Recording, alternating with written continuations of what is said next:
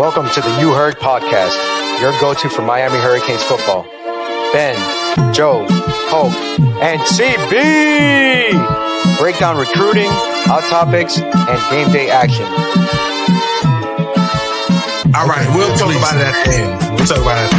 No, let's talk about this right now because he's completely flipped it on me now. I hate him for knowing this, bro. This man knew the brand, dog. Okay, I don't appreciate that. I'm saying, like, what are we talking about, son? Get into it. I felt Keeping it a buck. Let me close these curtains real quick. You heard.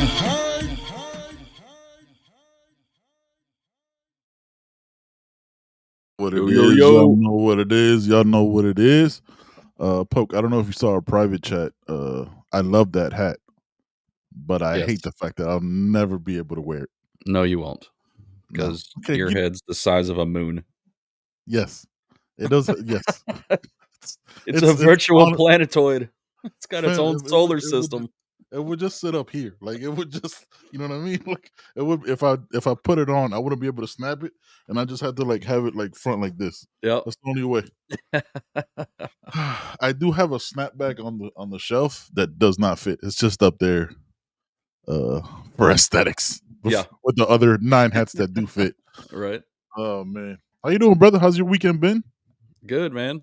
Just pretty lazy weekend actually. For once, just chilled in the pool all day yesterday and today. So that's a good time, brother. Yeah, it's nice when you come home and get the yard work done during the week, like after work. You know, kind of when it's cooled off in the evenings, and then you gotta worry about it on the weekend. Yeah, you have the whole weekend to like actually just do normal shit or debating on doing that more often. So yeah, it's not a bad look, right? Like every couple of weeks, care of it. Yeah, you can get it done. I gotta hang cameras today after the pod when it's a little cool. I was gonna do it early, but it was like 1 billion degrees. Oh no, yeah, it was hot. It was hot. I mean, the pool helped. So like, it's still hot. Yeah. I just go outside and turn the hose on. You know what I mean? Like, I'm not just jump through the sprinkler. The one when you were a kid, the one the arching one that went back and forth. The would oscillate. Yeah, best thing in the world when you're a kid. Oh my god, dude! Remember slip and slides? Remember slip and slides? Oh yeah. Plastic sheet. You put like some dish soap on it to slide further. Yeah. For real, man. It was like I heard this one comedian one time talking about it. It's called a slip and bleed because you always ended up scratching or cutting yourself up at some point. Yeah. Especially if there was like one of those hidden rocks hidden underneath it, like in the dirt. Yes. You never knew it was there and just tears you up. And it would just catch you in the right lane. Ooh, it was over, bro. For sure. What's going on, chat? Got 105 people rocking with us right now, man. CB is enjoying a great time with the family. Joe is helping family with the family. I don't know if he's having a great time, but he's with the family. Joe's with family. Yeah, So shout out to the guys, man. They'll be back next Sunday. Got a couple people in the chat already. Got 112 rocking with us. Appreciate y'all. Look, man. If we're still talking about JJ, we got to move past that. That's 2 years ago, dog. Like we can't re-traumatize ourselves about something that we just got to move past that, man. Obviously today, in about 45 minutes to an hour, Derek Cooper, likely from everybody saying likely going somewhere else. Wish him the best of luck. There's never going to be no hate. These kids are 17 years old. You're never going to hear us crashing out about anything like that. But also, it's a long way till December. We'll see what happens with it, man. We'll see what happens. George Gamma has a question. Let's see what... Oh, no. That's a JJ question, too. I'm going to leave that one alone as well. Yeah, I'm just. We've moved past JJ on this podcast. We've moved past it over a year and a half ago. This is the business of what we're in now. Yeah, man. Look, we started on what was it, Wednesday, breaking down a little bit of the roster. Obviously, had an amazing young man jump on, Kellen Wy. If you haven't watched that episode or listened to it, please go check it out and make sure to check out builtbykellen.com. That young man is really trying to do some impressive things, man, with his future. And I became a bigger fan of him. Poke, I know you jumped on after we got off the show. Yeah. What was some of your takeaways with Kellen Wy before we get into this roster breakdown? No, just a remarkable young man for sure. And just the way he spoke and the way he talked about his teammates and, in the coaches and the program and everything going forward. I mean, you can tell he's got a good head on his shoulders. Kid was brought up right. Salute to his parents for the way they've raised him and the way he shows himself to not just us on the podcast. It could be a little different than out in the your everyday life, but it's one of those things that's refreshing to see guys like with his mentality, the caliber of person he is.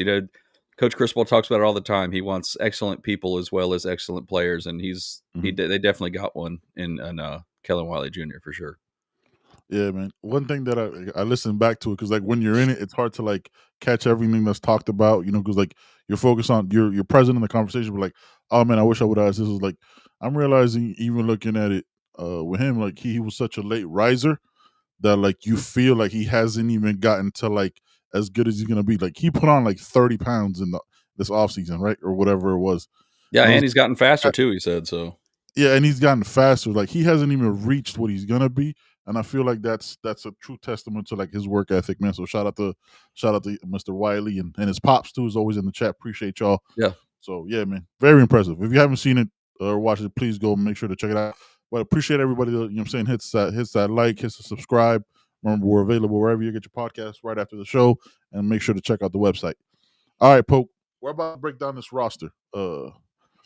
And as I started looking at it, first takeaways before we go position by position. We have 900 defensive backs, by the way. Yeah. And there's missing. And we're missing too. Keontre Scott isn't on there on the roster, on any roster, and Jacoby Thomas isn't on the roster because they haven't updated those. So there's two missing that's not on that list when you literally keep scrolling down. It's almost like when you gotta scroll and see where like Florida or Florida State are in like the recruiting rankings. You just gotta keep scrolling. Oh, like, there's three not on here. First page. There's three not on here. Fitzgerald's not on here yet either. Oh, because he's a late enrollee. Yeah. So there's three more, bro. Yeah. My God. Are we grading position groups? It would be a talent-based grade, so I don't know if we're gonna do that because like a lot of these are new players. So we might do a grade. That's actually not a bad idea. We might give it a grade overall after we break down the positions. But my God, the defensive backs alone, bro. Like we did a little bit of it on Tuesday. I'm gonna run back through them because it starts in numeric order. So we start with Damari Brown, Xavier Lucas, Zachariah Poyser, Markeith Williams, Jabari Slime, Antoine, Charles Chuck Brownie, Chris Ewald, Dylan Day, Ethan O'Connor, Jadaeus Richard, Amari Wallace, Ryan Mack, OJ Frederic, Bryce Fitzgerald is not on the list. Jacoby Thomas is not on the list, and Keontre Scott is not on the list. And then a bunch of walk-ons. And I don't think Isaiah Taylor is a walk-on. I think he's it might be like a PWO, but he might have been added to the scholarship list because that is Jason Taylor's son. But yeah, man, like Poke, you remember last year, and I said this to Joe, right? You remember last year when we had like 5. You could list them all on one hand. Yeah, and we were like, yo, if one get hurt, and then Damari got hurt in the first game, you're like, a difference! What a difference 1 year makes, dude. What is that number? What's the actual number of this? Got 1, 2, 3, 4. Go ahead. I say, are you including the walk-ons? No too? walk-ons. I mean, no, I'm not counting. So let's see, 1, 2, 3, 4, 5, 6, 7, 8, 9, 10, 11, 12, 13, 14, plus the 3 coming. No. 18. Plus 18. All the the walk-ons too, or whatever. So there's 20. I think with the walk-ons, it's 23. That's stupid. That's ridiculous, bro. Like just and the different body types, right? Like you have 2 nickels in Chuck Brantley and Keontre Scott. If you want to get a physical nickel, which isn't, you could put Damari Brown in there. Hold up. Another thing I'm noticing too. Almost all of them are listed at 6 foot or taller, except for Chuck Brantley. He's listed at 6 foot even. Amari Wallace and Ryan Mack. I'm gonna tell you something right now, brother. I've seen Charles Chuck Brantley in person. That man is not 6 foot. I'm All just going respect by to what him. it says on this. No, I know. I think Joe said it. I think it was on For the Coach when You're always Joe got, you're always adding at least 2. yeah, and they're adding it's a kind to. Yeah. It's a kind to with him. Yeah, Brantley is 5'10", yeah. And what's weird is like if he's 5'10", That's why I said he's listed at 6 foot. yeah. If he's 5'10", he looks small in that room. Like that's how big. That's the size of the other guys, because Jabori, Damari, Lucas, Poyser, those are Dylan Day listed at 6'2". Yeah, I didn't big realize boys, man. Yeah, I mean that's impressive. It's impressive. it's going to be exciting for sure watching the secondary, especially. And that's one thing we've always said so far is that they addressed the deficit. Yeah. So, Juan Manuel asks, slime to safety. They look, man, from if you caught the Kellen interview, they rotate their defense. All defensive players play. I mean, I don't think they put Ruben Bain back at safety. No. They rotate their safeties and their linebackers. Kellen even said he rotated back at safety, which is wild. At 237. At 237. 6'4", 6'3"? 6'3", 6'4". Yeah. Yeah, 237. It's ridiculous, bro. So what they can play, especially if they're freshmen coming in, they can rotate in at any position. They're not locked in. They're gonna go to whatever gets them fastest on the field. That's the mentality I think of every freshman coming in, especially. And I think that was kind of the idea with bringing in as many defensive backs as they did, because when you look at take the offensive line for example, they cross train at every position with all the guys, so they know not only could they possibly play each position, but they at least know the roles and the assignments of those positions. So, yep. It always helps. Like I remember when I first started playing football back in the dark ages, I played.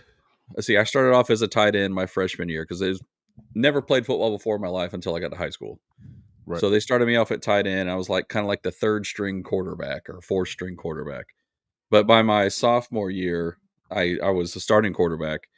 And, trying to learn a playbook when you're so used to just playing street football growing up, and you just you draw on your hand the routes you want the guys to run, and, you don't worry about it. Well, you can't really do that. You got to know, the routes of every position. You got to know everybody's assignment. You got to know each player. And that's from the quarterback position. So if you can break it down to just your position group, like with all the defensive backs, if they can become, cross-train across all sections, then not only does it improve your play, but it also goes towards that communication aspect that we heard was somewhat lacking last year. So now you got guys know it's like, oh, well, I've practiced and I've trained in that spot where you're at. You've been where I out. So now we can talk to each other. We both know our assignments. We both know where we need to be. So if I got to call you out on something, then I can, and you can call me out on something if you see something else too. So, I mean, it goes beyond just being able to play the position. So it speaks to the whole aspect of the defensive backfield in my book. So. Yeah. Again, 18 new guys. With this one, we're breaking it down, heading into fall camp. With this one, Poke, with grades, I don't know, man. Because it's the only returning starter, right, from last year is going to be OJ. Damari was a starter, but only game one because he got hurt the whole rest of the year.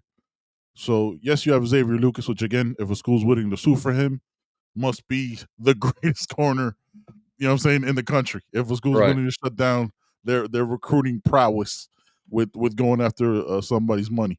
Well, he was probably one of their best defensive players as a freshman. So yeah, he was one of their highest graded. So he didn't even start at the beginning of the year. No, he didn't. He didn't start till after game 5 or something like that. Game 5 or 6, but then earned it the rest of the way. So I mean, so I'm with him on that. But what if you were to give it a grade, which shout out to Bagging Up, if you were to give this position a grade going into fall camp, obviously our grades now and what they'll change like everything else with new information. We're not that part like what thing we said back in June. You know what I'm Right. saying? Things with us. So what grade would you give it as of now heading in to fall B camp? minus. And- B minus. Yeah. I would like to go higher, but I'm still. I don't know, I guess I'm Trauma? still a little Yeah. PTSD from last season. Yep. Yep. So, and with as many new pieces as there are, you kind of want to see how they play. Which from people we've talked to, it shouldn't be an issue. Yeah. Yeah, I'm gonna go B. Yeah, B minus. I'm with you on that. I don't know why I did this to myself. I went back and watched some parts of like even the Ball State game. Like the issues were there then. It Yeah. didn't like I think because that was Ball State was before USF, and we always talking like yo USF showed the blueprint on how to beat us. Like no, game one like the Ball State game, which was I think like game, they were already there. I saw Tyler Barron crashing inside, us not setting the edges. So it's like it's I'm gonna a lot of this is gonna be B or B minus or maybe lower on the defensive side just because of last year and like you knew there were issues when they did wholesale changes on that side with we said like 10 to 12 incoming defensive backs from the portal and recruiting. Yeah. And that's gonna like again the only returning start on that side is OJ. That's it. Like that he's the only one. So yeah, I'm gonna go B minus on that. Georgia Tech came much later. Yeah, I'm Sorry, at real that. quick. Let's see. So what's the grade? Was it 70 to 79 is a C, and then 80 to 89 is a B? So I'm like kind of Yep. like at a 79.5, 0.7, Yep. right Yeah. there. Like Just if almost a B, but still yeah, could be a yeah. C. That's where I'm at. Like if with the it. teacher curved the grade a little bit, it was like, you know what I'm saying? If we You round could it get up, that B, we right? get that B. But like Yeah. it's right there. Yep. Backing up says Georgia Tech had the blueprint. No, the blueprint was way before that, brother. The blueprint happened. If you go back and watch those games, I don't know if you have. Georgia Tech finished the job with that blueprint, but the blueprint was there way before. We didn't set the edge way before that game. They just finally came back to kill us in that game to cost us that loss. But it was there. Go back, bro. Go back and watch it. I watched the Ball State game like snap by snap, not like the highlights. And the issues were there. They moved the ball on us way more than they should have with like 265-pound linemen. So Which makes it the was, Florida game that much more of an anomaly. dude. Like, that game doesn't. Out of all that game doesn't make sense. Right. It does. Like that was not the team that showed up every other week after that. Like it doesn't make sense. Oh, it's so crazy. All right.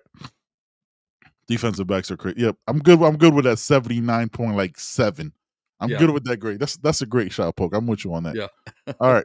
So if you're just tuning in now, we got 198 rocking with us. Appreciate y'all.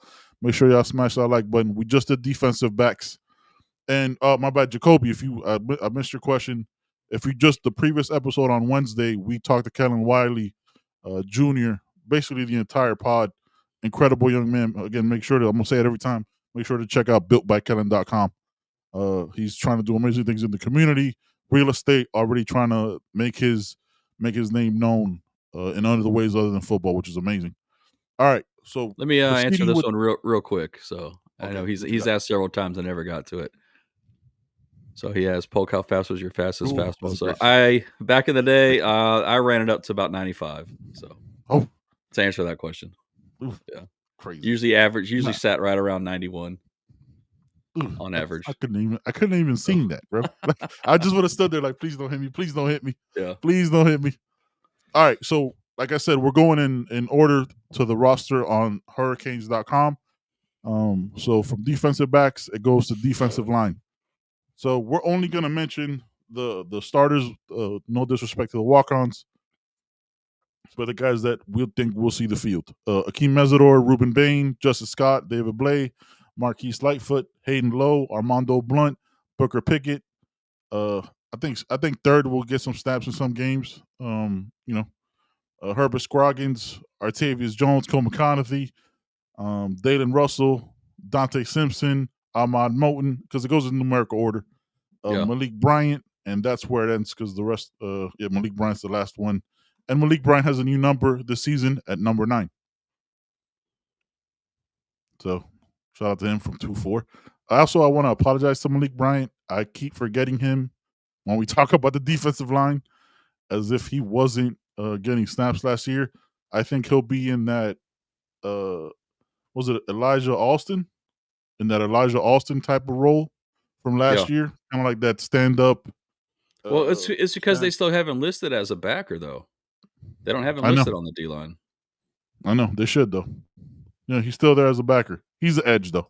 He is not a linebacker. But yeah, I think that Elijah Alston role is perfect. Yeah. And don't trust their height and weight on that. Because that's not, I don't think they have their weight on their website, but yeah. My grade going into this one, 86. If we're going numbers, I'm gonna go 86. I think, and it's. I want to talk shit about this one a little bit more because like the names on this list, like we forget like the Marquise Lightfoots. You know what I'm saying? Like we go Justin Scott. Justin Scott's a true sophomore. His first full season of fully focused on football. Because last year he came in late because he played basketball at Ignatius College Prep back in Chicago. Man, this I wish there was a fourth DT, but I really think Dante Simpson can be that guy. Which again would be like 10 to 15, maybe 20 snaps if he gets really cooking like that. As far as the rotation, because your top 3 are Blay, Moten, and Justin Scott. You know what I'm saying? Mm-hmm. So yeah, it's looking crazy, bro. And I think Ruben Bain is angry. He's a very angry man. I don't know. I still think Artavius Jones and Armando are going to get a lot of run there. Oh yes, yeah, but I'm saying like Armando Blunt, bro. Armando Blunt, man. I can't understand that. Like he's 18. I don't even think he's 18 yet. I don't know when his birthday is, but I don't even. I think he is now. Officially or finally 18. I think so. Don't quote me on it, but I think so. So he's 18. He just got there, and he's a problem. We forget he's another 5-star on that line. He was just a reclass. Yeah, he's another 5-star. So for everybody that like complains like, oh, we only do the offensive, we have 3 to 4 5-stars. Yeah, 4: Marquise, Ruben Bain, Armando Blunt, and Justin Scott. Hayden Lowe, which was that weird one that like they gave it to him after the fact when like he's not playing any college any ball, and I was like, hey, we looked at the tape that we already had this entire time, but I guess he's a 5th-star. So 5 stars on the defensive line. Not too shabby. Not too shabby. What you thinking about the D line, Pope? No, I mean, there's no doubt we got some dudes. And I think it's going to look completely different going into this season. Honestly, don't think you're going to see a lot of tricks and, all the shifts and the stunts and, all that type of stuff. I think Coach Heatherman and Coach Taylor are just going to let those boys eat. So Coach D-Lou. Mm-hmm. And D-Lou, yeah, for sure. So I think they just... how it looks on paper is always going to be different than how it looks on the field almost all the time. So, yep, I'm kind of at that a very high B, borderline A for me. Okay, I think it has more to do with what we know the potential is there for the defensive line, just from the guys that are there that have been there.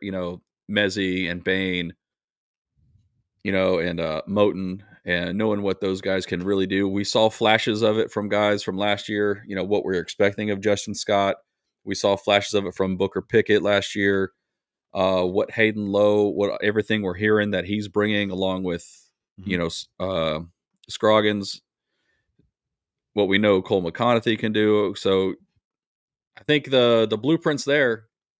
to have a top defensive line unit, but again, it's another one of those wait and see type things. I think that's going to be the case for a lot of these position groups, honestly, especially on defense, just because of a new system. Yeah, the sheer and that's another thing too. You bring up a great point. The sheer numbers that are in that room is crazy, and it's gonna be hard to because you're gonna have to fully grasp it and the difference because how bad it was last year. You're gonna have to fully grasp it and see and who really pops and understands the playbook. You know what I mean? Because somebody could take that step, this playbook can unlock a different player that we might not be thinking of, right? Like, Adrian Presti says, this one, yeah. Artavius needs to take that next step. That's what. Yeah, he was terrifying. It's the last reaction of a huddle that we did on this channel. After that, I was like, I don't need to see. He was catching He was catching tight end screens. I don't need to see nothing after that. I know. I don't need to see anything after that. All right, we're set here. I'm gonna keep it pushing. But yeah, that's one that could with D. Lou coming in can jump in, right? Can take over. Can if he gets that rotation, it becomes a deeper room than our questions at DT because there's bodies there, right? Like you have a Micah Noon who's young.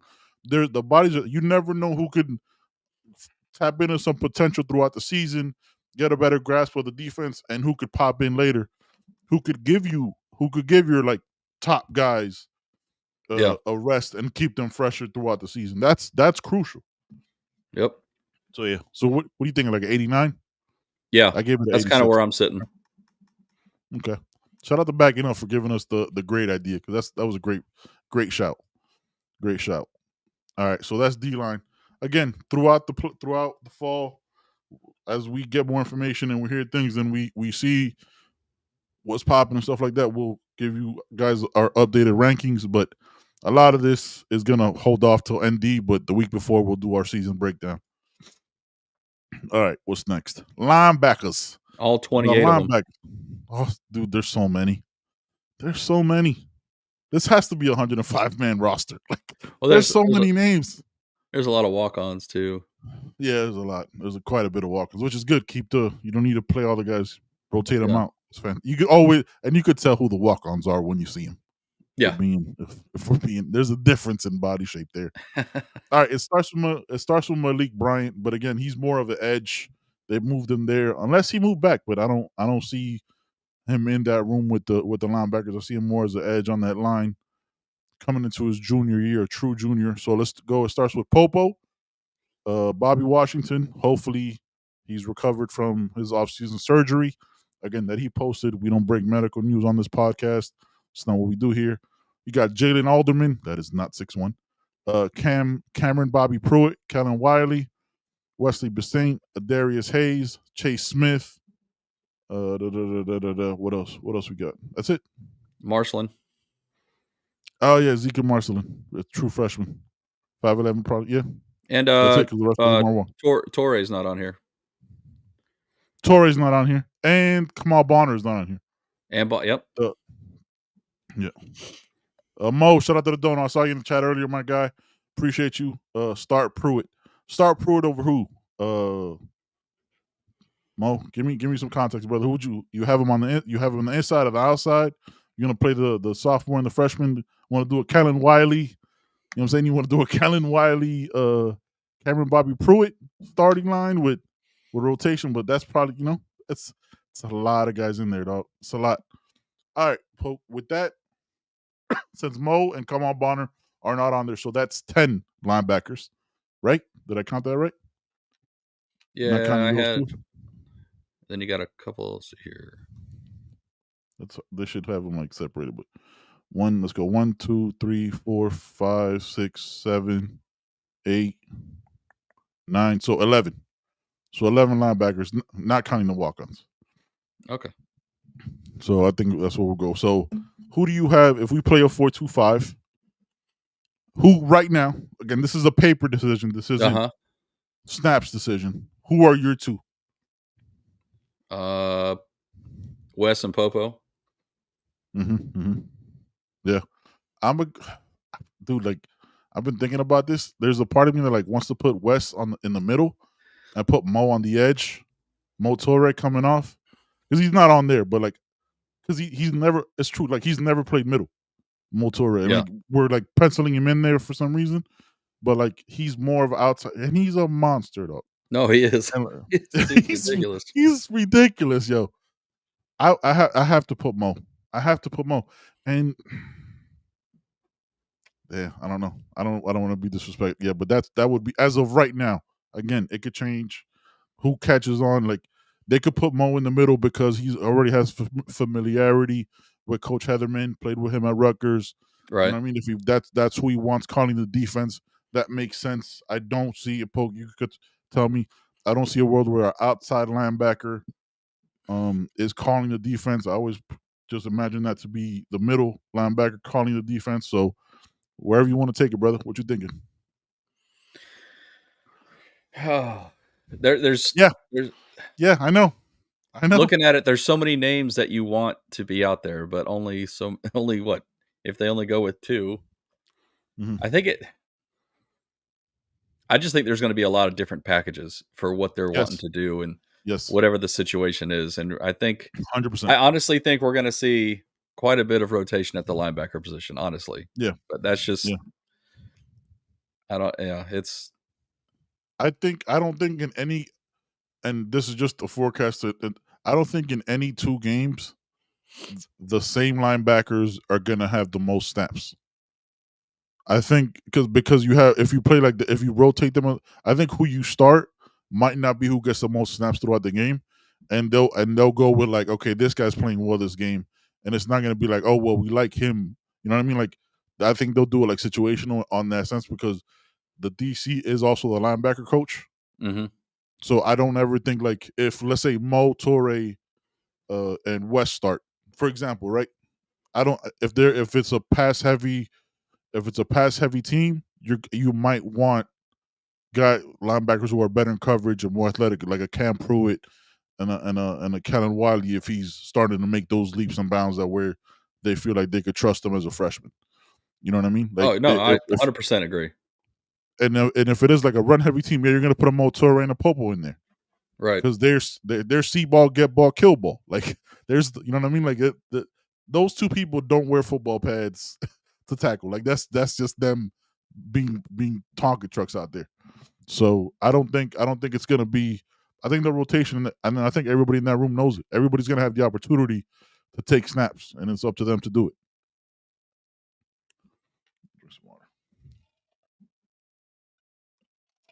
What you thinking?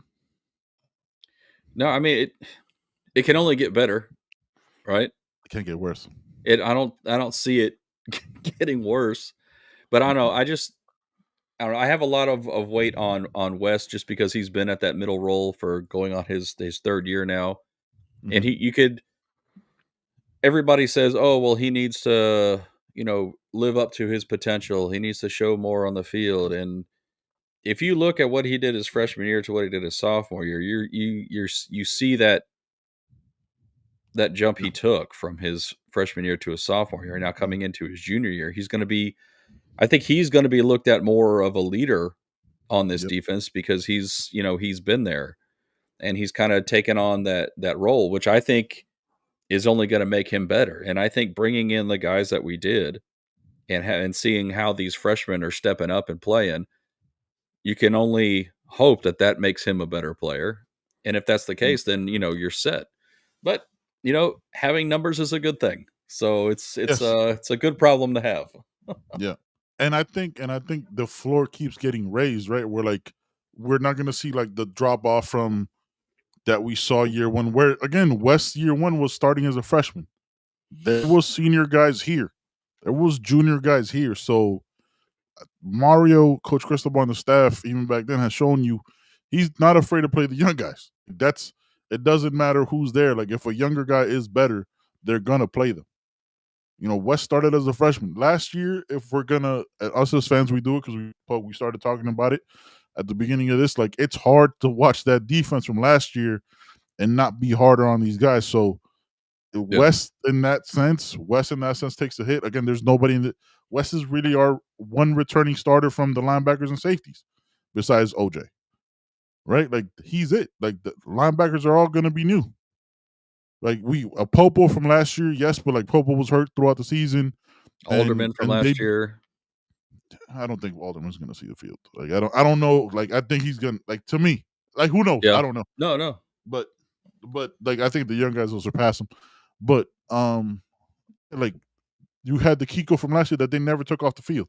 Yeah. Like again, we talked about it ad nauseum, right? Like he'd run out on a flare route and on a, you know what I'm saying, on a wheel route with the running back, and then come back and have to do a 3rd and 2 stop.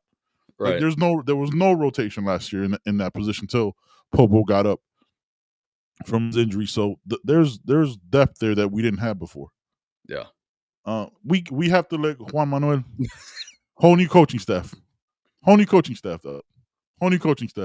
We can't grade these linebackers from last year because if that was true, then we literally got a whole new defense besides our D line. Which we didn't take that many transfers. So you went 80. What grade would you give linebackers then? I don't think we did grades. Going like right now, it'd be a C for me. Yeah. Like this is like a 77 for me, like 76, 77, and I'm being kind. Like okay, 75. That's what I was 75. thinking more of 75. Yeah, it's more like 70. It's just average. It's just average. Until proven otherwise. If we didn't have the numbers that we did have, it would be below average for me. And I'm looking more like a borderline D, honestly.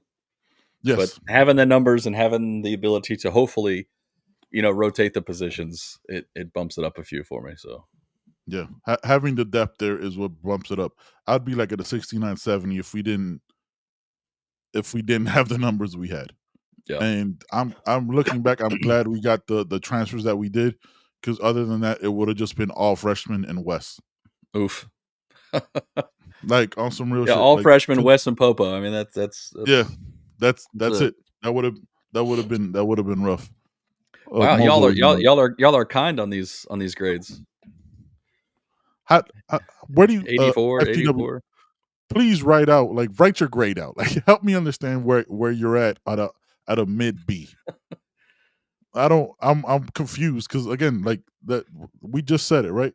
If we didn't get Kamal Bonner and Motore, we're looking at West, Popo, only returning starters, only returning snaps guys, and all freshmen. Well, Cameron Bobby Pruitt got some snaps, but where Chase Smith is coming off a bunch of injuries. Hopefully, my God, if Chase Smith has a season, it's kind of sad actually, just because he's had to endure the injuries he had, because that dude is a freaking specimen of a linebacker, and the athleticism is crazy.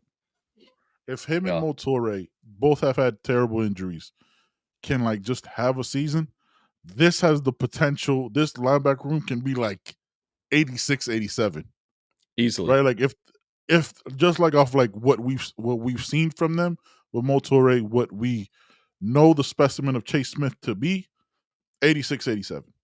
But right now, going into fall camp, 75. And it's no disrespect. Like it's not a shot.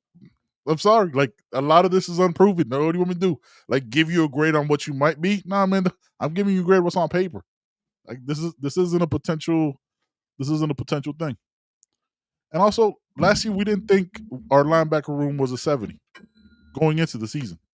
No, we thought definitely not. Then we're going there. Shit, Kiko's back? Coming off the year he had, yeah. Yeah. Of course. Nobody's thinking that. Nobody's thinking that. Yeah. All right, what's next on this? Is that it for the defensive side of the ball? Yeah. Yeah.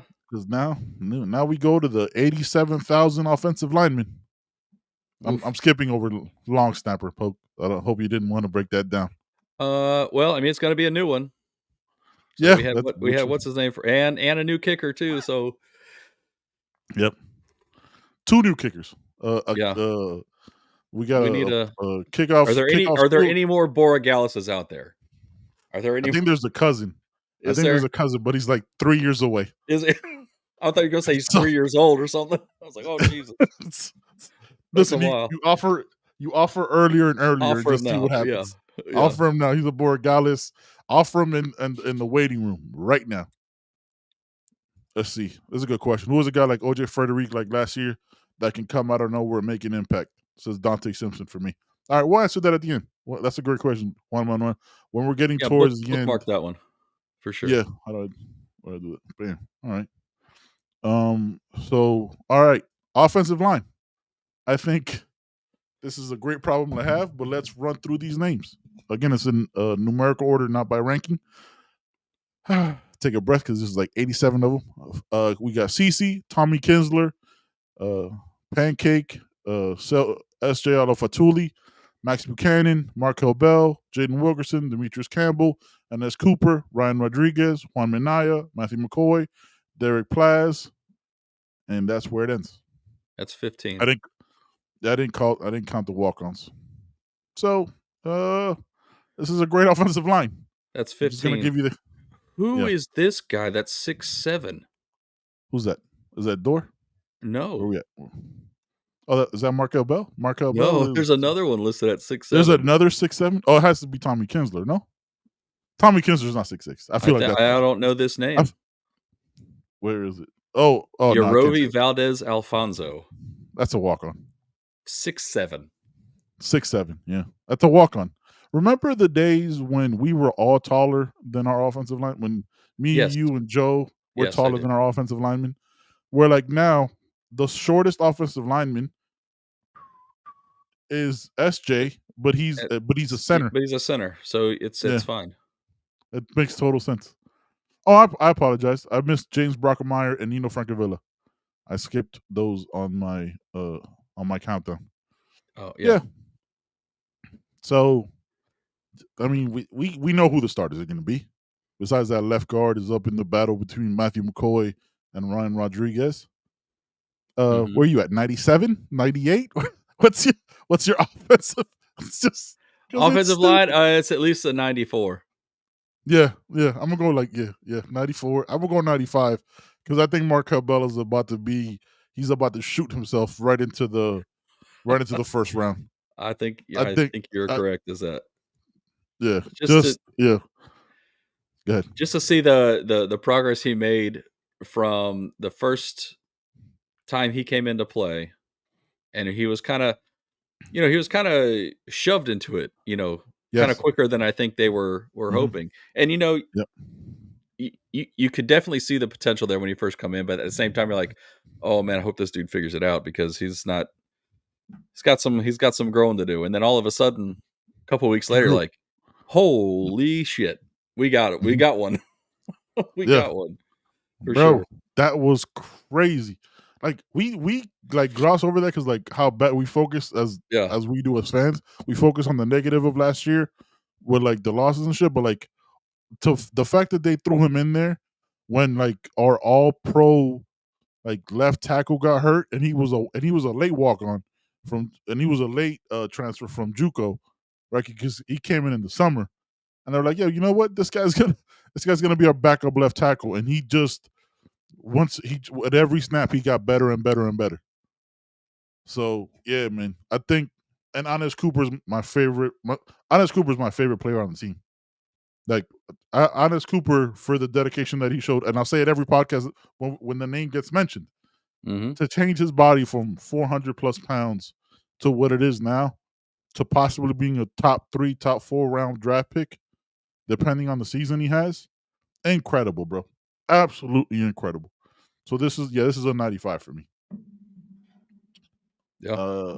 Juan Manuel says free Bruno. All right, here's the question, Juan Manuel. Over who? What out of those 5, who do you take off for Bruno? Right? Because if it goes 6, really, because it goes Markel, either Matthew McCoy or Ryan Rodriguez, James Brockemeyer, Ines Cooper, CC.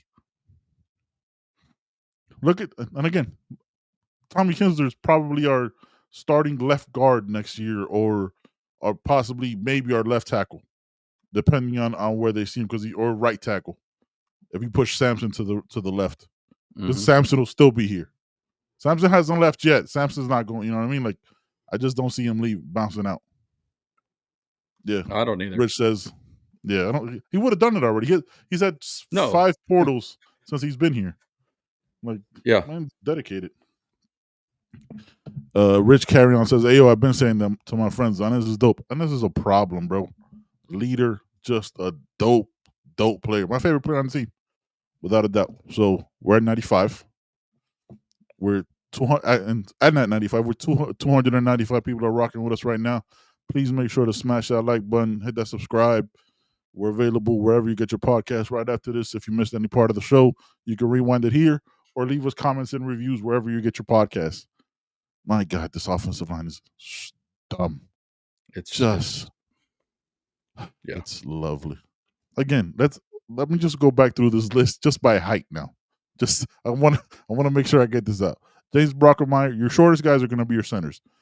James Brockermeyer, Nino Francavilla, and SJ are all 6'2" and above, so 6'2" to 6'3". 6'6", CC. 6'6", Tommy Kinsley, 6'7", 6'8". That's not a regular 6'6". Pancake, 6'6". Max Buchanan, probably inside lineman, 6'4". Markel Bell, 6'9". Jaden Wilkerson, 6'6". Demetrius Campbell, 6'6". Honest Cooper, 6'6". Yerovi Valdez Alfonso, got to say it now because Poke brought it up. He's 6'7". Ryan Rodriguez is 6'2", 6'3". Juan Minaya, another 6'6". Matthew McCoy, 6'6". Derek Plaza is on the shorter side, 6'4". Derek Plaza, like, that's insane. Like, that's crazy. So, I hope. and then look at what's coming in. All 6'6" and above, I think. All 6'6" and above. Every single one of them. No, Reese Woodrow is probably a center. And there's that other young man that I'm drawing. JJ Sparks is another center. He might be like 6'4". Yeah. All still large. Now. All still large. All still large. Large. All right. If you want to get into quarterback, you got this guy that comes from like this small school from Georgia. I think you've heard of him, Carson Beck. Have you heard of that name? I might have come across that once or twice. Yeah, I've heard of it. It's weird. Judd Anderson, Luke Nickel, Emery Williams, Ripley still there. I think we have on the summer walk-ons, we have 1, 2, 3, 4, 5, 6, 7 quarterbacks. Obviously, 4 are realistic. Yeah. So yeah, how you feeling? How you feeling about this quarterback room? I'm feeling great about it. Yeah, I feel pretty fucking good. I feel pretty fantastic about it, to be honest with you. So, what grade would you give it? Would you give it a 90? 92. Yeah. I think 92 I'm with fair. you. I think what pushes me to like a 93, 94 almost is because Carson Beck, just like Ruben Bain, and we talked about, I think he's like, oh, y'all think it was a fluke when I was rated the number 1 quarterback going into last year, and all my receivers decided to drop every catch. You think I'm slacking? You think I'm worse now? Okay, I got something for y'all. So yeah, I'm gonna go like 93. I'm gonna go 93 with this quarterback room. Carson Beck, look, feel how we feel about Emery, doesn't matter. He's got snaps. He has experience. He also beat Clemson as a freshman. You know what I mean? Another year in the system, got thrown into a crazy position last year in the bowl, and we can't judge him off of that. And reality is, like, there's like you still have Luke Nickel behind him. You're gonna have Darian Coleman behind him, and it's hard, bro. Like with the transfer portal and the valuations and the money that's being thrown out, the rooms are year to year, bro. The rooms are year to year. Like Emery bounce in the offseason, he might not. Judd Anderson could leave in the offseason. The room's gonna be different every year. So the hanging around and waiting your turn for every position isn't realistic, especially in one like this when you see teams around the country, quarterbacks see this team around the country that turned the 5th round draft pick to the number 1 pick.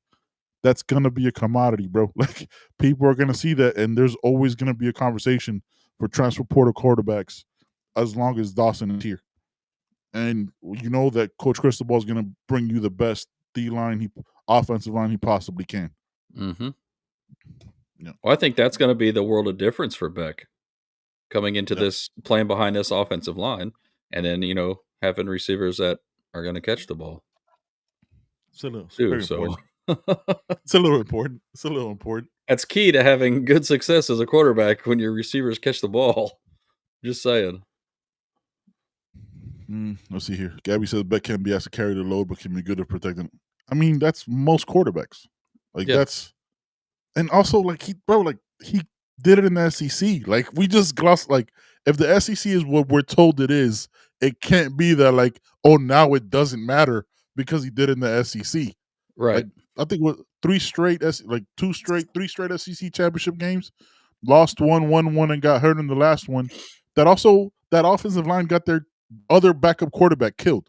If there's an image on the internet that he is completely and utterly concussed, he is Tua'd in that shit. Like Oh yeah. that's what that Georgia offensive line did. Like it can't be both, you know. Yeah. And Polk said it when we signed him. That arm's gonna be fine. Polk, you know what I'm saying? Polk's the arm expert on this show. The man threw 95. I'm not gonna argue with him. Yeah, fuck am I? What am I gonna do? I'm not that guy that just argues for the sake of arguing. That's dumb. Says we're a passing team. Y'all in the now you think we're running the ball. I don't know if I think it's hard to be in the now when we've seen the games. I don't know. What do you got something for this, Pope? I see you thinking. No, the staple is always going to be a run first type of offense with Dawson. The reason, a lot of the reasons why we passed as much as we did last year. One, Cam Ward. Yeah. Two, And defense. there were plenty of instances where we had to keep putting points on the board because our defense was so garbage. Yeah. So whether that's, playing behind to take a lead or trying to run the lead up enough to where we didn't have to worry about the defense so much. So yeah, well, I mean, we still ran the ball a ton last year. I don't remember the exact percentages, but it was. I'm gonna pull it up now. Yeah. Keep talking. Keep going. I want to say we ran the ball more percentage wise than we did passing. I don't know why that's sticking in my head, but I was thinking. It was pretty even. I think somewhere along like 51% and 49%, or yeah, it was pretty even. Or maybe it was swapped. Maybe we were just below. I don't remember, but I know it wasn't like a 60-40 type thing or anything like that. But so we ran the ball. I went to ESPN. I'll look up the percentages in a little bit. We ran for almost 2,500 yards last year. Ran for 24.56. Damon Martinez 1,000 yards. Mark Fletcher 607. Jordan Lau 400. Cam Ward actually ran for 200 yards. AJ Allen ran for 183. Like we're a running team. Like that's like we run the ball. We average 5.7 yards a carry. Like we're not. Again, we had to throw the ball a lot because in two plays our defense would give up a touchdown. To catch up to that, you're gonna have Cam Ward do what he needed to do. So number one rushing TDs in ACC, number one in rush yards in ACC, number one rush offense. So because you focus on the Cam Ward heroics and the Cam Ward madness that he had to do, we ran the ball a lot last year. We had I think like a touchdown called back in the Syracuse game for a fake holding where the holes were wide open. Yeah, we ran the ball a lot last year, so yeah, it's not accurate. It's just like we focus on Cam Ward having to do hero ball because of our defense. So yeah, it's just it's hard. I get it though, like as a fan, because of like the struggles and what we should have been. That like things get skewed, and that's why I go back and watch football, like watch the games again, like take the emotion out of it. Even though I take that back, because watching that defense, I immediately got mad. like I was like, oh my god, it was worse than I could have imagined. But yeah, like once you're like, okay, this was a different team than how you remember it. All right, running backs. Again, in numerical order, not by our placement. This is on MiamiHurricanes.com. And y'all let me know when a Derek Cooper thing goes official to where he's going. Jordan Lyle, Mark Fletcher, Tara Walden's still here. Wow. Gerard Pringle, Chris Whitley Humphrey, and that's it. So that's 1, 2, 3, 4. And they do not have Shamar Brown because, again, anybody who came in and transferred after the spring window has not been added to the roster. So you have 5 running backs scholarship. Again, they're Jordan Lyle, Mark Fletcher, Gerard Pringle, Chris Woody Humphrey, and Sharmar Brown. How you feeling about the room, Pope? I feel great about it. I think it's going to be one of the best in the conference, honestly. If not the country. But I mean, it has that potential. It does have that potential. Yeah. I mean, just Lyle, Fletcher, and Pringle alone, I think, are going to put you up numbers. Then you add Brown. Yeah. And now all of a sudden Pringle gets bumped down. Yeah. Yeah. And Chris Woody and Joe alluded to this too, and I'm kind of on the same page with him. And I've kind of differed my opinion somewhat because of this. I'm not as concerned with the outcome of the Derek Cooper situation, looking at what the room looks like. Mm-hmm. So, I mean, yeah, I'm still concerned, but not as much. Is it still going to be a whiff? I think so, but yeah, I'm not going to be as beat up over it if it comes out that way.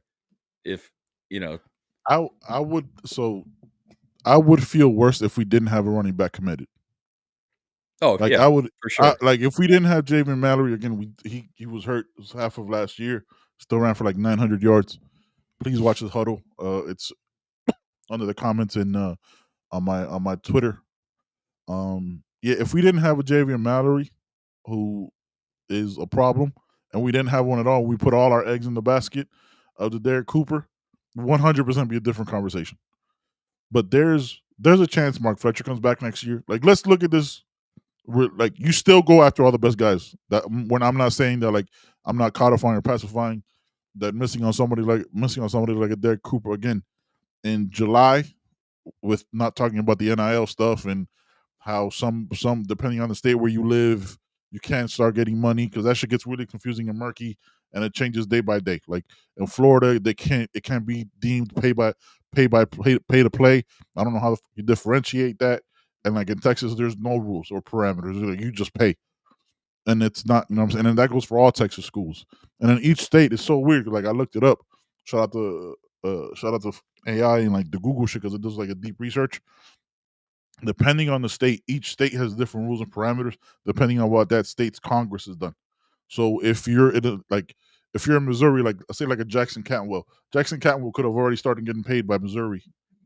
You know what I mean? If he signed there already, like from the collective on this shit, or a Tristan Keys, if he went to Ole Miss, could have already started getting paid from them. And different schools, I think like 45 out of the 50, but like 3 out of those 45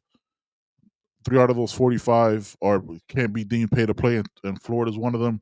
So I don't know where like that whole dynamic gets, because that's like lawyer speak, but I was like, yeah, this is too much.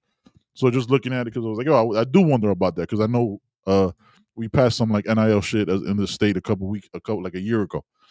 So did you see anywhere where it was, as far as the high school kids go, is it specific to the state they play high school now? Like say, a kid from Florida, he can't get NIL from a school in California, right? From a college out there if he's still in high school.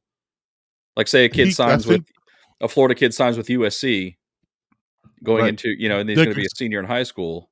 Can they still work NIL out there with a kid in Florida, or does it have to be within his same state?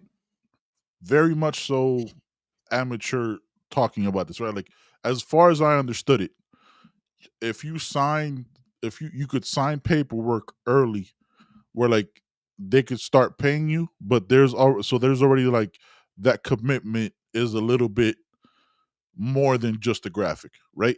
As far as what I understood it, again, like even in the article, right, and the stuff, like it says like all this stuff is very fluid. So like it could change a law, a judge could rule something different next week. Yeah, that could change.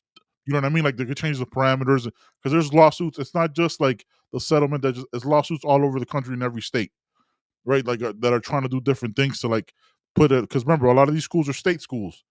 A lot of these state schools, if you bring in more money for those programs, that brings in more money to the state. So there's a lot of like murky political shit that goes with it. But yes, you can start getting paid from that money. It It's depends on. So official. like It's official. there to Texas. Yeah. Okay. Yep. All right. Best of luck to him. We'll see what happens in December, but See me in December. see me. Yeah, wake me up when it is, man. Best of luck to the young man. Again, they didn't have Texas didn't have a running back committed this year, Yeah. so they that's who they go after. That's who they go after. Shout out to him. That's you see the reaction. We're not crashing out. No, we're not tweeting nothing crazy. Best of luck. We'll keep it pushing. All right, so we'll get back to quarterback. Feel great in the room. Carson Beck is going to have a problem. You know what I'm saying? Is going to have a problem throwing to a bunch of. This is my problem with the Carson Beck issue. Not Carson Beck, the wide receivers. It's a lot of new faces in that room, right? And that gives me pause just because of that. Like we and it's don't not know. so much new faces, it's just inexperienced faces. Yeah, fresh faces. Yeah. Fresh. Because Fresh. outside of CJ Daniels, who and Nobody. no, yeah, what's his name from BYU? Tony Johnson. Oh, Killian Marion. Marion. Yeah, and Tony Johnson. Tony Johnson's not going to be on that list either. Yeah, he's not on that list He's either. not going to be on that. He's not on that list either because Everybody else has another one. minimal to zero snaps experience. Yeah. Ray doesn't have many snaps. Not many. JoJo doesn't have many snaps. Not many. Nike Hart doesn't have any snaps. He might have going two. through that list. Yeah, he very little. But yeah, yeah. But where I have a lot of confidence, which because we skipped this position, my fault, guys, is tight end. Tight end is where Carson Beck had his best year with a player like a Brock Bowers, again, balled out in the league. I think it was 1,000-yard receiver as a tight end. So in this tight end room, we have Elijah Lofton. I think you guys might know him. Your favorite football player's favorite football player. Brock Schott. Owen Ruskovich, which was a walk-on, but I'm pretty sure he got a scholarship. Hey, that dude's large. Large, bro. And Jack Nickel, Jackson Carver, and a guy who I think is a real sleeper, bro. We just kind of pass over that. Alex Bowman or Bauman. I think that dude is going to ball. I think him and Elijah Lofton are going to absolutely ball and be a great option for Carson Beck. Incredible. So tight ends, Pope, talk to me.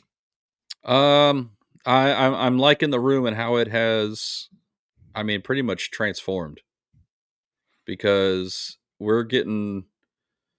I think a lot of these guys got their eyes opened after seeing what Arroyo did last year. Mm-hmm. And I think we have a couple that could step up and fill that gap pretty nicely with him leaving. So I'm pretty confident in the tight end room. So I'm at a solid like 85 right now. Yeah. I'm with you on that 85. George Bliss said, where was it?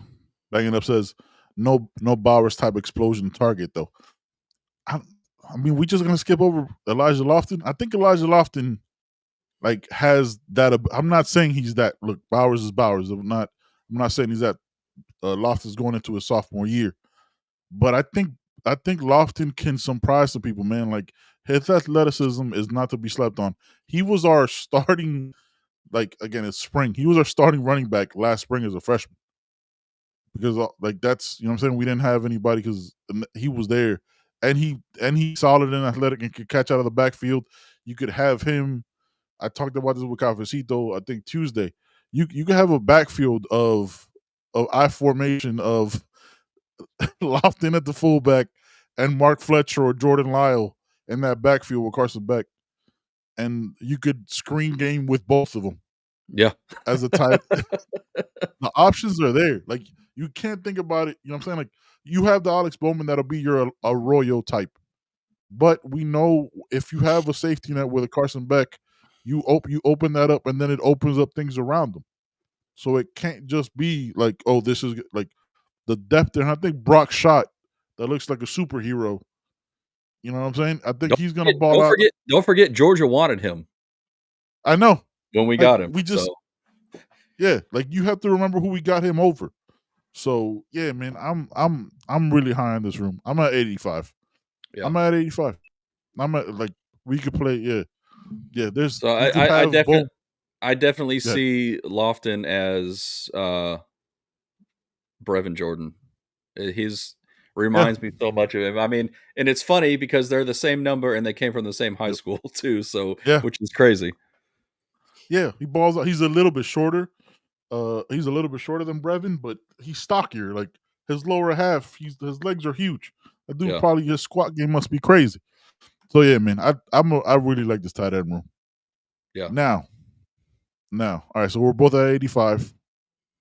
There's one position left. Wide receiver. All right, let's start. I think these numbers are gonna change because Keelan Marion is now 0. So I think Joe might be getting the 1. Not sure yet, but we got Josiah Trader, Joshua Moore, Ray Joseph, CJ Daniel, Malachi Tony. They call him Baby Jesus. Dalen Upshaw. We just skip over that. Like that's the guy that's there too. Chance Robinson. That's another Hopefully one. fully healthy. That's another one. Chance Rob. Yeah, that's speed. Chance Robinson. Hopefully he's fully healthy. Night Carr. And that's where it ends because the rest of those guys are walk-ons. Thank God they kept them in numerical order, and that worked out. So that is 1, 2, 3, 4, 5, 6, 7, 8. Plus 8 guys. The other two. Plus the other two. Plus Tony Johnson and Keelan Marion that are not listed because they're after spring transfers. How do you feel about this one? We touched on it a little bit, but I mean, everybody sees the potential there, and you can't deny the potential. The thing I struggle with, and like we've said till we're blue in the face, is the experience. Mm-hmm. And it all goes back to what we had in the room at the time and who all was playing and how they were performing, and not running any type of rotation or getting guys in and things like that. And it's something we've always voiced our opinions on plenty of times on here. Correct. It's hard for me to. I want to grade it on the potential so bad. I know. I know. And it's. You know what I put? If in my mind, question mark. Like if this is a progress report, like incomplete. I can't grade it. I can't give you. I don't know. I've thought about it. It was like the fan in me wants to go like, yo, but JoJo was a 5-star, even though people in the chat said we don't get 5-star skill players. JoJo was a 5-star. Oh, but he's not the other guy. Cool. JoJo can still ball. Like we saw the huddles. We just haven't seen it here except for that one play against Iowa State. And everybody always said if JJ wasn't on that team with him, Josiah would have been off the charts. Exactly. It is what it is. It Anyway, is what it is. I want to kind of put that incomplete, like you said. That like a lowercase I with like a circle. Like there's work. Yeah, there's still work to be done, and once you get that turned in, then I can give you a full grade. Yeah, once I know You're more. missing some assignments. There's a couple of apostrophes missing. Like yeah, you know what I'm saying? I need some spaces, some indentation. I don't know. So like as a grade, I'd be lying to you if I gave you like a number. Like I don't know. I'm also not gonna give you a grade based on what they do in a football game.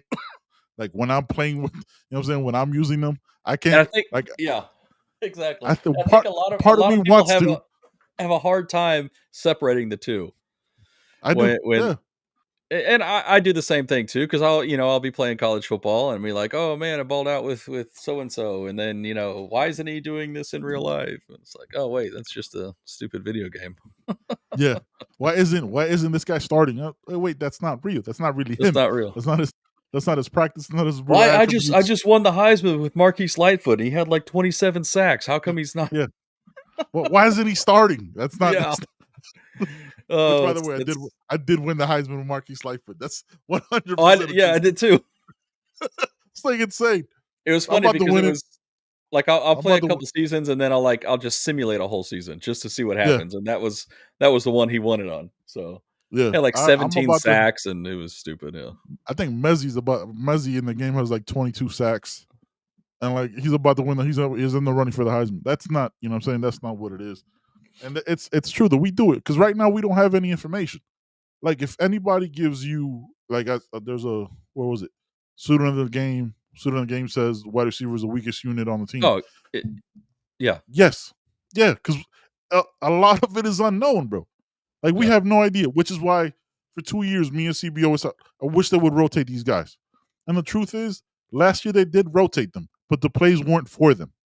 Like Ray was on the field a lot. A lot of times he wasn't the option on those play calls. You know what I mean? A lot of times it was a Sam Brown. It was a guy that just transferred to Bama, Isaiah Horton. It could have been a Jacoby George. The plays weren't called for them. They were just on the field. Yeah. You know. So yeah, Jacoby says JoJo with the numero uno. So he's taking the 1 spot, and I guess that says a lot because Coach Cristobal last year said it's going to be a long time before somebody else gets the number 1. I guess a season later saw enough from JoJo, and we'll see what happens with that. All right. So I'm gonna cave and I'm gonna give it a grade. So All right, I'm gonna go with a 70. I'm gonna go with a 79. you gave into your own peer pressure. I did. Yeah, I Yeah, pressured all right, I myself respect into it. it. 79. You did it. 79. Okay, I'm gonna go 70. If I Cool. give in to Okay. also Ben peer pressure because this is a Ben Right. show, I'm gonna go 78, Okay. 77. Look, fair. we're slim on the outside. If I'm like CJ and JoJo, we have Josh Moore. I don't know who that's 3. You know what I'm saying? And the slot we have Tony Johnson, Ray. I guess Nycar can play on the outside. Chance can play on the outside if he's fully healthy. Those are CJ can play on the questions. outside. CJ can play on the outside. So yeah, CJ and JoJo would be the outside guys, and then Josh Moore. Yeah, so Yeah. it gets dicey there. But in the slot, you got Tony Johnson, Keaton Marion, Ray, Mally. and Malachi and Mally. So it's there. All right. Before we get out of here, Juan Manuel, we didn't forget your question because I started. Shout out to my guy Poke for reminding me to do that. We got almost 400 with us right now in the chat. Appreciate y'all. Just Again, hit 400. that subscribe. Yeah. Oh hell yeah! Yeah. Full Yeah. double. Just hit it. Full double. Not bad for guys doing this. I was about to talk shit, Poke. I'm gonna let it go. Hey, talk it. I don't care. Yeah, Just a couple scrubs on here talking cane football. I mean, we're nobody. Yeah, that's what we do. Very much appreciate y'all in the chat. And the chat was pretty active today too, so it was hard to keep up with just the 2 of us. Love it, man. I love it. Y'all were having side conversations about side conversations. Yeah, absolutely love it. Juan Manuel asked earlier on our last question of the night before we get up out of here, who is a guy like OJ Frederick last year came out of nowhere to make an instant impact? He says Dante Simpson for me. Chat, y'all let us know who you think might be your breakout player according to the roster. Obviously, once fall camp starts in 10 days, kicks off on the 31st.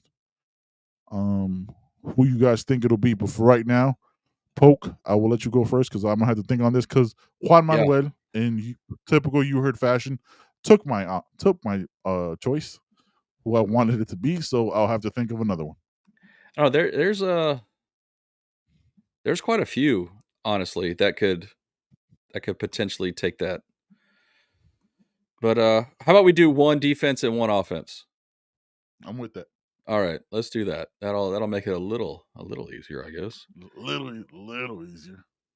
But yeah, Dante Simpson's a good shout, though. That's a good call on that one. I like that one a lot. Bro, I'm gonna tell the story every single podcast because I never assume there's the same people listening. And Dante Simpson, I saw him when me and CB went to the American Heritage playoff game when Mally took over and ran that team to the state title. Dante Simpson was there, walked by us, and I was like, "That's our defensive tackle."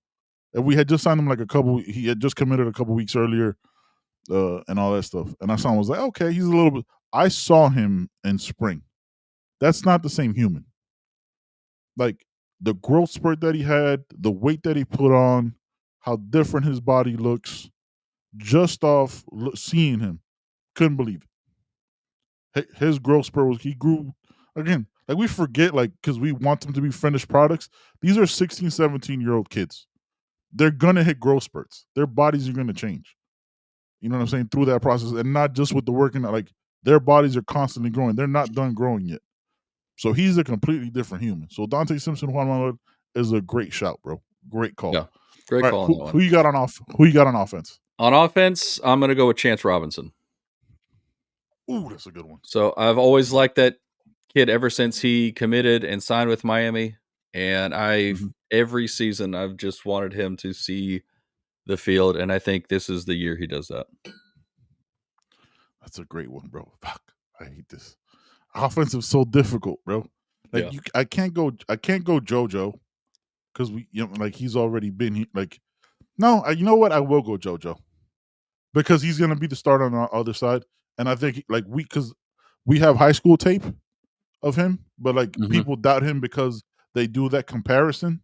Right. They do the comparison thing of who he's not. And we don't realize that we have something really good, possibly great in what he is. So yeah, I'm gonna go JoJo. Like, cause again, like we do that grade because he's not the young man in Ohio State, right? Because he's not him. We graded against him as if it's his fault. Yeah. That he's not another person. Like, that's like that. How dare you be somebody else? How dare you be your father's son? How dare you? I'm sorry, I'm also a 5-star. I balled out like I caught everything. I would have been a 4-star DB if I wanted to. Right? Yeah, I'm gonna go JoJo, bro. I'm gonna go JoJo. All right. Yeah. All right. Defense. All right, on defense can go a couple directions, but I'm going with Kellen Wy Jr. Ooh, that's a good shout, dog. That's a good shout. I think he's going to see. I should have gone first.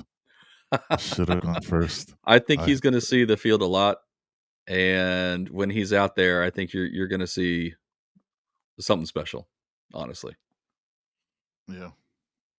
Can I ask you something? I mean, if I say no, are you still going to ask? 100%. All right. Is where do you put, before I answer my question, I'm kind of talking here. Where do you put a player like a Damari Brown? Right, like where do you put him as far as like the judgment of it? Because he's been hurt, right? Like we've seen his contributions, but he's had like 2 injury filled seasons. So like because he's been injured, can he still be looked at as like an instant impact guy? You know what I'm saying? Like, because that's why. I mean, he definitely has that upside to him. I mean, I always thought when looking, going back to when Miami was recruiting him and seeing his tape and his film and the way he played, several other people, have the same mindset. It's like we all thought he was better than Cormani coming out. Before we knew what Cormani was going to end up being in all that. Before all that, and I always thought he was better, but like you said, injuries set guys back some, and then I don't know. I think you're on to something though there, where I think he's going to come into the season with a bit of a chip on his shoulder because of that. Mm-hmm. Yeah, so I can see that as that's a good shout out too on that one. Yeah, like that's kind of like where my head went with that because it was like, because he's been hurt, he hasn't been able to show you the impact he can have. And I go back again, like I like saying shit over and over again sometimes. Like that Rutgers game, he was the only defensive back that could tackle the Rutgers running back by himself. Like as a true freshman, like the physicality is there. And let's not forget he was the starter day one last season. Yeah. So yeah, he was our starter. Yeah, he was that starter on that side. I'm gonna go Damari Brown honorable mention. Okay. But again, if we're gonna go instant impact, I think Xavier Lucas, bro. I think again, not schools like destroying their recruitment prowess, you know what I mean, and their recruitment ability by doing this Drake shit. Like that can't be like one player. We've had players leave here, right? Players that we've had players. We don't suit for nothing for nobody. All right, man, make your move. Appreciate you. Wish you all the best. Like I just think Xavier Lucas on that side and having 3 possible DB1s in OJ, Damari, and Xavier Lucas is so different than what we didn't. We had barely a DB1 going into last year, and now we have possibly 3. Where like that room is just different. So I'm gonna go Xavier Lucas, man. I like it. That's who I'll go. Yeah. All right, you got anything else, Pope? Before we get up out of here, baseball catch up. Any transfer guys? We picked up another arm. I think he was at Nebraska. He's a righty, primarily a reliever guy, but big righty, big arm. So he's pitching very well in Cape Cod League this year. So it's another good pickup for the bullpen because I mean we lost some arms to the draft, which is going to happen. The 2 that we just got from the portal that was super excited about ended up getting drafted, so they're most likely not coming, which I'm bummed about it, but I'm also super stoked for those dudes because I know what it's like when you get that call. It's especially as a kid, growing up playing baseball. Know what it's like. It's a little kid growing up playing little league, playing baseball. It's your dream to play professional baseball and make it to the bigs, and it's a dream come true for these guys. So I do not blame them one bit for taking advantage of that because you don't know what another season would hold for you. So super happy for those guys. I think Griffin Hugas, our 3rd rounder, I think that might be one of the highest in a while that Miami's had drafted. I don't remember where Yo-Yo. I think Yo-Yo might have been a 2nd rounder a couple of years ago. I don't remember though. But yeah, as far as pitching goes, he's one of our highest drafted pitchers in a while. So, but yeah, add another arm. There's still a lot left. I hope there's some Tampa boys, and I'm sure some of you have seen me tweet about it. The boys that play at University of Tampa, I think they just won another national championship Division II. But they have several of their starting pitching that are hitting the portal, some lefties that are just nasty. I hope they really take a look at those guys, and it'd be nice to get 1 or 2 of them. So we'll wait. We'll see. We'll see. There's still a lot to go. So yeah, but yeah, before we get out of here, we do have some guys coming back too. So I forgot to mention that Ogden, our starting shortstop, our leadoff hitter, he'll be back. Max Galvin's coming back, so Derek Williams is coming back. So we got some big pop in the lineup that's coming back, which is gonna add that back with Daniel Cuvée. So, and this is most likely Cuvé's last season because after his junior year, he's draft eligible. So he's already projected 1st round draft pick. So they slotted him at I think the 26th. I did coach. Baseball? I did coach this past season high school baseball. Next year is up in the air right now, so we'll see. No. And Poke, we'll get out of here on this. What's your overall grade of the roster pre-fall camp? Overall grade. Ooh, yeah, I didn't think about this till we were talking about it. So I wish I would have wrote down the numbers and I would have given you an exact average, but no, we don't. I didn't even. No, we don't have to go exact average. We don't do anything exact here, Poke. This is what, that's not. We leave that shit to other people. Like we'll let other people. Yeah. What do you think? Overall grade? 84. I'm with you. I'm a little bit higher points. Just again, and my grading is off. With this one is all vibes with this, because I think our 2 guys, our 2 leaders on the offense and defense, are going to be playing with a chip on their shoulder, and remind maybe a lot 86. of people with Ruben Bain. Maybe 86. You mother. Poke said it. I didn't even get time to say it. 86 is the grade I'm giving it. Plank Times is 88. 10 days away, bro. 10 days away, and was it 40 days away from Notre Dame? It's right around the corner, man. We have survived the offseason. We have survived the offseason, guys. Yeah. We did it. 92 from Mo. I like it. Mo always. I like it, Mo. I like it, Mo. hey, he always grades high, literally. You know what I'm saying? Like that's. Hey, appreciate y'all, man. Leave your grades of the overall roster. If you want to do position by position, leave it on, man. We appreciate you. Again, make sure to hit that like, that subscribe. You know what I'm saying? We're on every Wednesday and Sunday at 6. Let me do this one time because I forgot to do this. Make sure you check out the website right there. That's popping up. There it is. Scan that QR code. The website is youheardpodcast.com. I think tomorrow we're dropping some new merch. Appreciate y'all so much, man. 413 rocking with us. Y'all please hit that like button on the way out. It's real simple. Helps us out. Right there. Should be right there somewhere. If you haven't subscribed yet, somewhere down there. If you haven't somewhere subscribed yet, please do. Share it with everybody. Yeah. We out here, man. Yeah. Look for the new Legend shirt this week. It's going to be fire. Appreciate you, my brother. Yes, sir. All right, guys. Everybody have a great weekend. Enjoy the rest of your time. Till next time, we out of here. Peace. Thanks for watching. You heard. Thanks for listening. We appreciate y'all. You already know every Wednesday, 6 o'clock. You already know every Sunday. Right on time.